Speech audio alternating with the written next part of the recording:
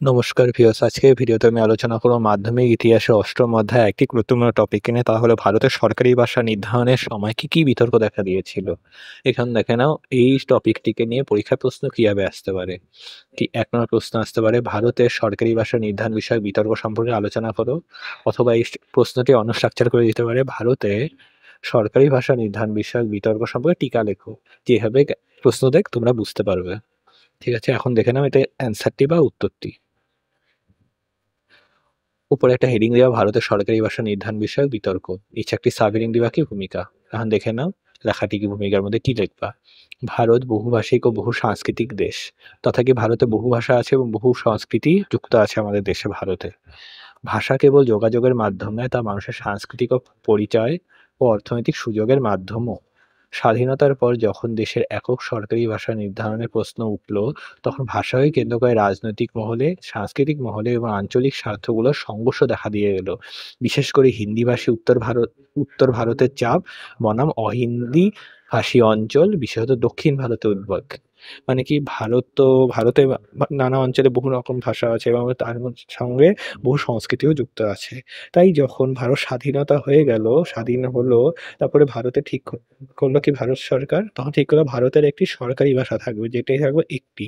তখন কি ভারতের বিভিন্ন পক্ষের মত ছিল হিন্দি হবে ভারতের সরকারি ভাষা, কিন্তু যখনই হিন্দি ভারতের সরকারি ভাষা হবে বলে ঠিক হলো, তখনই ভারতের নানা অঞ্চলে কি হলো, একটা বিক্ষোভ দেখা হলো, বিশেষত দক্ষিণ ভারতে। কারণ দক্ষিণ ভারতের মানুষরা বেশিরভাগই হিন্দি ভাষী না। তারা কি, তাদের সংস্কৃতিটাই বেশিরভাগ কানাড়া, তেলুগু, মালায়ালাম ইত্যাদি ভাষায় কথা বলে। তাদের বেশিরভাগ তো ইংরাজি, ঠিক আছে? ইংরেজি ভাষাটা দক্ষিণ ভারতে বেশি প্রচলিত। তাই যখন ভারতের হিন্দিকে সরকারি ভাষা নির্ধারণের জন্য বলা হলো, তখন কি উত্তর ভারতে কোনো চাপ দেখা যায় না। কিন্তু দেখা গিয়েছে চাপ কি বা বিক্ষোভ দেখা গেছে দক্ষিণ ভারতে। কারণ তারা চেয়েছিল হিন্দিটা সরকারি ভাষা না হোক। যদি সরকারি ভাষা হয়ে যায় তাহলেও তাদের সরকারি কাজে কি হিন্দিকে ব্যবহার করতে হবে। কিন্তু তারা হিন্দির সাথে কি অতটা সক্ষম না। হিন্দি বলতে পারত না এবং বুঝতে পারত না। তারা বলল কি ইংরেজি ভারতের সরকারি ভাষা হোক, যাতে পুরো ভারতেই মানে কি মানুষ তাকে বুঝতে পারে এবং যাতে কোনো কাজে অসুবিধা না দেখা দেয়। এখন এইটাকেই নিয়ে দেখো পুরা প্রশ্নটি, এবং নিচে দেখো পরের পয়েন্টে কি দিবে। মূল বিতর্কটাও এখন দেখো। তারপরে পরে সাব হেডিংটা দিবা কি বা সাব পয়েন্ট দিবা কি, সরকারি ভাষা নিয়ে মূল বিতর্ক। রস্যইটা দিবে না, সরকারি ভাষা নিয়ে মূল বিতর্ক। ঠিক আছে, এটার মধ্যে আবার একটা পয়েন্ট কি দিবা, দুই প্রধান অবস্থান। যদি এগুলো নাও দিতে হবে তোমরা ডাইরেক্ট এখান থেকে লিখে দিতে পারো পয়েন্ট, যদি এর মধ্যেও না দিতে চাও। তাহলে কি, দুই প্রধান অবস্থান। একদিকে হিন্দি সমর্থকরা চান হিন্দিকেই কেন্দ্রের অফিসিয়াল ভাষা করা হোক। অন্যদিকে অহিন্দিভাষী রাজ্য যেমন কর্ণাটক, তামিলনাড়ু, তখন তো মাদ্রাস ছিল, বিশেষত তামিলনাড়ু ভয় পায় যে হিন্দি প্রাধান্য তাদের শিক্ষা, সরকারি চাকরি ও সংস্কৃতিকে ক্ষতিগ্রস্ত করবে। আরেকদিকে কি, ইংরেজি ভূমিকা।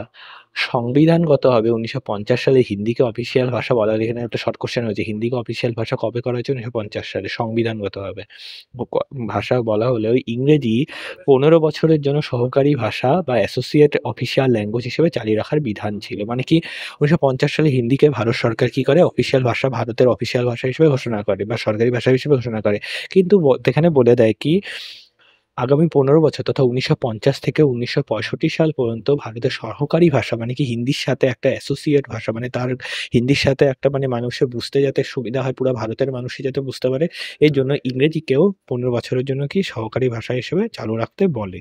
ফলে কি দেখা যায়? ফলে ইংরেজির ভবিষ্যৎ ও অবসানের সময় ২৬শে জানুয়ারি ১৯৬৫ নিয়ে উদ্বেগ ঘনীভূত। কারণ সবাই জানতো ১৯৬৫ র পর থেকে আর ইংরেজি ব্যবহার হবে না। বিশেষত দক্ষিণ ভারতের মানুষরা এটা ভয় পাচ্ছিল বেশি।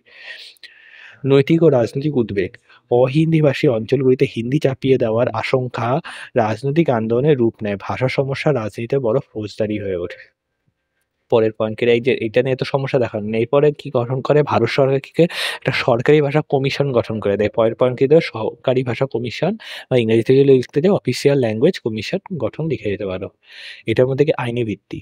সংবিধানের ধারা আর্টিকেল নং 344 বা আর্টিকেল সংখ্যা ৩৪৪ দ্বারা কমিটি বা কমিশন গঠনের বিধান রাখে। মানে কি, ভারতের সংবিধানের ৩৪৪ নং ধারা দ্বারা কি বলা হয়, তখন বলা হয় যে ভারতে একটা সরকারি ভাষা কমিশন থাকবে, অ্যাসোসিয়েট ল্যাঙ্গুয়েজ কমিশন গঠন হবে, যে অফিসিয়াল যা অফিসিয়াল ল্যাঙ্গুয়েজ সম্পর্কিত সুপারিশ করে, মানে কি ভারতের অফিসিয়াল ল্যাঙ্গুয়েজ কি হবে তা নিয়ে একটি সুপারিশ করবে। কমিশন গঠন, রাষ্ট্রপতির নির্দেশে মিনিস্ট্রি অফ হোম অ্যাফেয়ার্স দ্বারা সরকারি ভাষা কমিশন বা অফিসিয়াল ল্যাঙ্গুয়েজ কমিশন গঠন করা হয় কবে?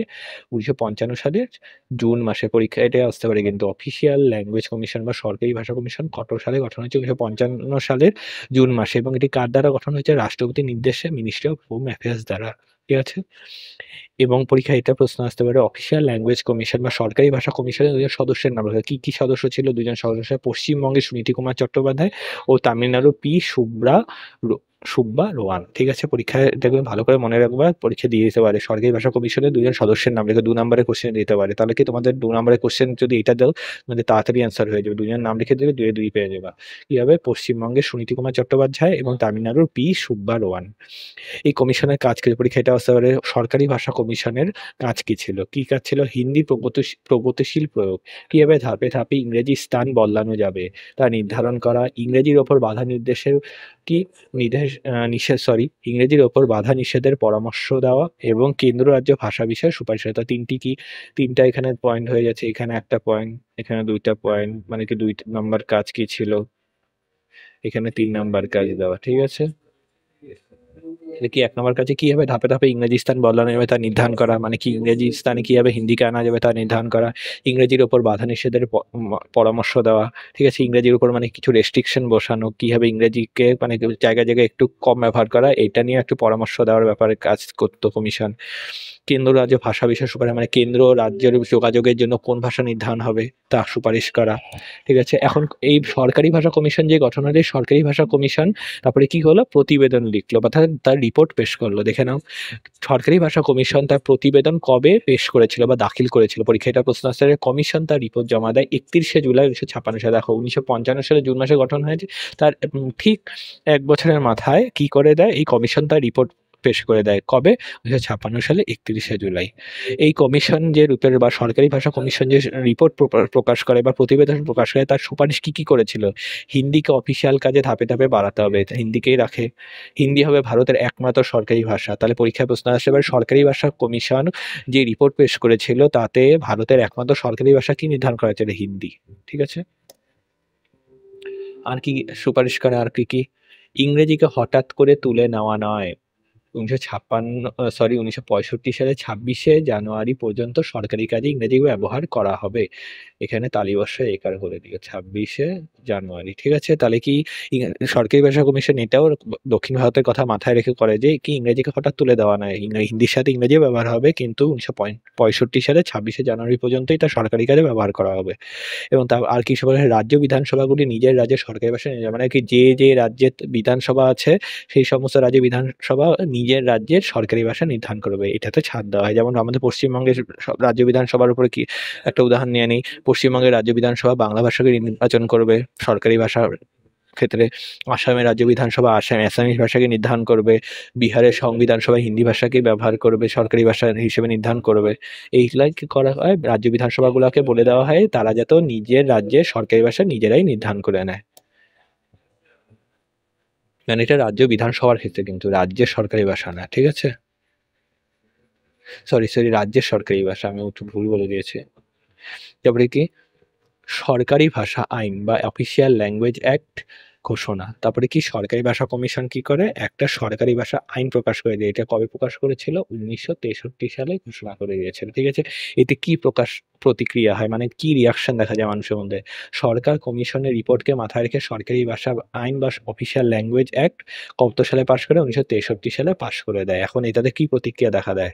1963 সালের আইনে ধারাতে পাওয়া গেছিল, English may continue to be used in addition to Hindi, মানে বলে দেওয়া ছিল ইংরেজিও কি হিন্দির পাশাপাশি কি ব্যবহারে করা হবে, যা কি বা করা যেতে পারে। ঠিক আছে, এখানে মে শব্দটা আছে। ঠিক আছে, English may continue to be used in addition to Hindi, মানে হিন্দির পাশাপাশি ইংরেজিকেও ব্যবহার করা যেতে পারে কাজের ক্ষেত্রে। যে অহিন্দিভাষী রাজ্যগুলোর কাছে অনিশ্চয়তার কারণ হয়েছিল, ভবিষ্যতে সরকার এটাকে বন্ধ করে দিতে পারে কিনা সে বিষয়ে তাদের আশঙ্কা তৈরি, কারণ মে শব্দ ব্যবহার করা হয়েছে, করা যেতে পারে। ঠিক আছে, করা হবে। এখন কি একদম ডাইরেক্ট বলে দেয় না ইংরেজিও ব্যবহার হবে হিন্দির সাথে। বলছে হিন্দির পাশাপাশি ব্যবহার করা হবে। তাই কি অহিন্দিভাষী রাজ্য তথা দক্ষিণ ভারতের রাজ্যগুলোতে এই নিয়ে কি অনিশ্চয়তা দেখা দেয়। তাহলে হবে কি সরকার হঠাৎ করে কি ইংরেজিকে বন্ধ করে দিতে পারে? এটা নিয়ে তাদের মধ্যে কি একটা প্রতিক্রিয়া তথা আশঙ্কা সৃষ্টি হয়। এখন তারপরে কেন্দ্র তারপরে এটার কি ভূমিকা নেয়? কেন্দ্রের প্রতিক্রিয়া। প্রধানমন্ত্রী তথা তৎকালীন প্রধানমন্ত্রী বা কেন্দ্রীয় নেতৃত্ব লাল বাহাদুর শাস্ত্রী আশ্বস্ত করেন যে ইংরেজি ওই রাজ্যের গুলোতে চলতে থাকবে। ঠিক আছে? এটা আশ্বস্ত করে ইংরেজি ওই রাজ্যগুলোতে চলে বা দক্ষিণ ভারতের রাজ্যগুলোতে চলতে থাকবে। পরে ১৯৬৭ সালে ওই আইন সংশোধন করে অর্থাৎ এই সরকারি ভাষা আইন যে ১৯৬৩ সালে গঠন হয়েছিল, এই আইনটাকে কি করা হয়? সংশোধন করা হয় কবে? ১৯৬৩ সালে। ঠিক আছে? পরীক্ষায় এটা প্রশ্ন আসতে পারে। এই আইনটা সংশোধন করে কি করে? ইংরেজি ব্যবহার অনির্দিষ্টকালের জন্য হিন্দির পাশাপাশি বজায় রাখার ধারা যুক্ত হয়ে যায়। ধরা না ধারা হবে। ঠিক আছে? ধারা যুক্ত হয়ে যায়। মানে কি ১৯৬৩ সালে তো বলা হয়েছিল ইংরেজিকে পাশাপাশি ব্যবহার করা হবে। কিন্তু ৬৭ সালে এটাকে সংশোধন করে কি করে দেওয়া হয়? বলা হয় না, হিন্দির পাশাপাশি ইংরেজি অনির্দিষ্টকালের জন্য মানে কি একদম সবসময়ের জন্য এটাকেই ব্যবহার করা হবে অফিসিয়াল কাজে। ফলে কেন্দ্রীয় নীতি বাস্তবতা ভাবে বা বাস্তবিকভাবে বা বাস্তবে দ্বিভাষিকতা তথা ইংলিশ প্লাস হিন্দিকে স্বীকৃতি দিল। ঠিক আছে? এইভাবে কি সরকারি ভাষা নির্ধারণটা হয় ভারতে। এখন দেখে নাও উপসংহার। উপসংহারের সাথে আমি তোমাদের কতগুলা বর্তমানে ভারতে কটি অফিসিয়াল ল্যাঙ্গুয়েজ কি ঘোষণা আছে মানে ইন্ডিয়ান ল্যাঙ্গুয়েজ আছে সেগুলো সম্পর্কে একটা ধারণা দিয়ে দেবো, একটা পয়েন্ট যুক্ত করে দিয়েছি। এই দেখেন উপসংহারটা। ভাষা সংবেদনশীলতার বিষয় দীর্ঘমেয়াদী সমাধান হিসেবে শিক্ষানীতিতে 3 ল্যাঙ্গুয়েজ ফর্মুলা গ্রহণ করা হয় ন্যাশনাল এডুকেশন পলিসি বা ন্যাশনাল পলিসি অন এডুকেশন ১৯৬৮ তে। ঠিক আছে? পরীক্ষা আসতে পারে 3 ল্যাঙ্গুয়েজ ফর্মুলা ভারত সরকার কত সালে গ্রহণ করেছিল? কত সালে? ১৯৬৮ সালে। ঠিক আছে? এতে সাধারণত আঞ্চলিক ভাষা বা অঞ্চল ভাষা ইংরেজি একটি তৃতীয় ভাষা শেখানোর কথা বলা হয়েছিল তথা 3 ল্যাঙ্গুয়েজ মডেলে। যদিও সংবিধানের ৮ম তপশিলে বর্তমানে প্রচলিত হবে ২২টি ভারতীয় ভাষা স্বীকৃত। এখন এই ২২টি ভারতীয় ভাষা দেখে নাও। আমি তোমাদের মাত্রই বললাম একটা পয়েন্টের মধ্যে তোমাদের বর্তমানে ভারতে যে ২২টি ভাষা প্রচলিত আছে সরকারি ভাষায় সেগুলো সম্পর্কে একটা ধারণা দিয়ে দিচ্ছি। এগুলো দেখে নাও। এগুলো জেনে রাখা দরকার, পরীক্ষার সময় প্রশ্ন নিতে পারে কিন্তু। ঠিক আছে? যেহেতু তোমাদের সরকারি ভাষা আইন দিয়ে একটা টপিক আছে তাই এখান থেকে একটা প্রশ্ন দিতেও পারে। জেনে নাও, তোমাদেরই কাজে আসবে। কি এই ভারতের বর্তমানে ২২টি স্বীকৃত সরকারি ভাষা কি কি দেখে নাও। একটি হলো সংস্কৃত, দ্বিতীয় হলো হিন্দি, তৃতীয় হলো উর্দু, আর চতুর্থ হলো আমাদের কি আমাদের ভাষাই বাংলা। তবে পঞ্চম কি ওড়িয়া, ষষ্ঠ কি অ্যাসামিস, সপ্তম হলো মৈথিলি ভাষা, ১, ২, ৩, ৪, ৫, ৬, ৭, ৮ ৮ হলো কাশ্মীরি ভাষা, ৯ হলো নেপালি ভাষা, ১০ হলো মারাঠি ভাষা, ১১ হলো কোঙ্কণি ভাষা, ১২ হলো পাঞ্জাবি ভাষা, ১৩ হলো সিন্ধি ভাষা, ১৪ হলো ডোগরি ভাষা, ১৫ হলো গুজরাটি ভাষা, ১৬ হলো তামিল ভাষা, ১৭ হলো কান্নাড়া ভাষা বা কন্নড় ভাষা, ১৭ হলো মালায়ালাম ভাষা, ১৮ হলো তেলুগু ভাষা, ১৯ হলো সান্থালি ভাষা, ২০ হলো মণিপুরি ভাষা, আর ২১ হলো বোড়ো ভাষা। ২২টাই তো হওয়া দরকার, আমি মনে হয় একটা গন্ডগোল করেছি। ১, ২, ৩, ৪, ৫, ৬, ৭, ৮, ৯, ১০, ১১, ১২, ১৩, ১৪, ১৫, ১৬, ১৭, ১৮, ১৯, ২০, ২১, ২২ না ২২ ঠিক আছে। আমার তাহলে গুনতে ভুল হয়েছে। ঠিক আছে? দেখে নাও আরেকবার। সংস্কৃত, হিন্দি, উর্দু, বেঙ্গলি, ওড়িয়া, আসামিস, মৈথিলি, কাশ্মীরি, নেপালি, মারাঠি, কোঙ্কণি, পাঞ্জাবি, সিন্ধি, ডোগরি, গুজরাটি, তামিল, কানাডা, মালায়ালাম, তেলুগু, সান্থালি, মণিপুরি আর বোড়ো ভাষা। ঠিক আছে? ঠিক আছে, ভিডিওটি এই পর্যন্তই। ভিডিওটি যদি ভালো লাগে তাহলে লাইক করে দিও, কমেন্টে জানিও ভিডিওটি কেমন লেগেছে এবং ভিডিওটি বন্ধুদের মধ্যে শেয়ার করে দিও এবং আমার চ্যানেলটি অবশ্যই সাবস্ক্রাইব করে দিও, পাশে থাকা বেল আইকনটি প্রেস করে দিও। ধন্যবাদ।